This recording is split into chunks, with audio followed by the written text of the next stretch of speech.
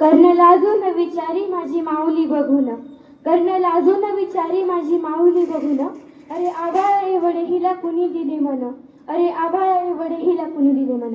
नमस्कार, मी कुमारी तेजश्री संदीपान सांगळे, इयत्ता 8वी कन्या विद्यालयाची विद्यार्थिनी. आज लक्ष्मीबाई यांचा स्मृती दिन. सर्वप्रथम मी त्यांना वंदन करते व माझ्या भाषणास सुरुवात करते. असे म्हणतात, प्रत्येक यशस्वी पुरुषामागे एका स्त्रीचा हात असतो. असे म्हणतात, प्रत्येक यशस्वी पुरुषामागे एका स्त्रीचा हात असतो. तसेच कर्मवीरांच्या खांद्याला खांदे लावून अविरतपणे कार्य करणारी स्त्री म्हणजे लक्ष्मीबाई भाऊराव पाटील. लक्ष्मीबाई भाऊराव पाटील यांचे कार्य, यांची कीर्ती, यांची प्रचिती काही औरच आहे. गोरगरीब मुलांसाठी, दीनदलित मुलांसाठी, त्यांच्या शिक्षणासाठी त्या सर्वांच्या आई झाल्या. सुरुवातीला 60-70 मुलांसोबत ही संस्था सुरू झाली.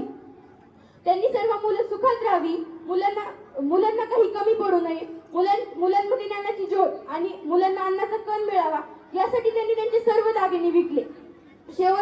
शेवटी त्यांनी त्यांचा मौल्यवान दागिना म्हणजे त्यांचं सौभाग्याचं लेणं मंगळसूत्र देखील हसत गहाण ठेवलं. तुम्हाला एक प्रसंग सांगते. एकदा काही पाहुणे त्यांच्या घरी गेले होते, म्हणजे वसतिगृहामध्ये गेले होते. तेव्हा त्यांनी लक्ष्मीबाईंना विचारले, तुम्हाला मुले किती? तेव्हा त्या म्हणाल्या 50. त्यांनी त्यांच्या 2 मुलांबद्दल विचारले होते, पण त्यांनी सर्व वसतिगृहातील मुलांचा विचार केला. असंच त्यांच्या मुलांवरील प्रेमाचा अजून एक प्रसंग सांगते.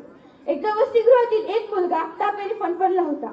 तेव्हा एक तार आली, त्यात लिहिलेले होते, लक्ष्मीबाईंच्या आईचा अंतकाल जवळ आलेला आहे. तरीही त्या दिवशी त्यांचा पाय तिथून निघला नाही. त्या दिवशी त्या तिथेच थांबल्या. रात्रभर त्या मुलाच्या उशाशी बसून राहिल्या, त्याची काळजी घेतली. पहा ना, आपल्या आईजवळ न जाता त्या मुलाजवळ राहणे म्हणजे किती समर्पणाची भावना. शेवटी जेव्हा लक्ष्मीबाईंना दवाखान्यामध्ये दाखल केले होते, तेव्हा त्यांना उमजले की आता माझ्या हातात खूप थोडा वेळ राहिला आहे. तेव्हा त्या अण्णांना म्हणाल्या, उद्या गुढीपाडवा, उद्या मी असेल नसेल मला माहित नाही, पण उद्या सण साजरा करा. माझ्या या मुलांना गोडधोड खाऊ घाला, त्यांचा सण चुकवू नका, असं म्हणून त्यांनी डोळे मिटले. अहो, स्वतःच्या शेवटच्या काळात देखील स्वतःचा विचार न करता त्या मुलांचा विचार करणारी ही माऊली किती धन्य ना. जाता जाता एवढेच म्हणेन, आम्हाजीने दिली वटवृक्षाची सावली, आम्हाजीने दिली वटवृक्षाची सावली, धन्य ती आमची रयत माऊली, धन्य ती आमची रयत माऊली. कर्मवीर भाऊराव पाटलांचा, लक्ष्मीबाई भाऊराव पाटलांचा जय महाराष्ट्र.